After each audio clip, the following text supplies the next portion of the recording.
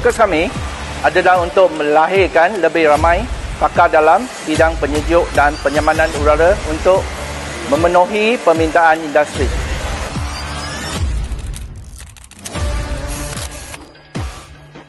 Kami membantu pelajar-pelajar yang kurang berminat dalam bidang akademik dengan memberi peluang yang baru untuk mereka berjaya dalam bidang kemahiran.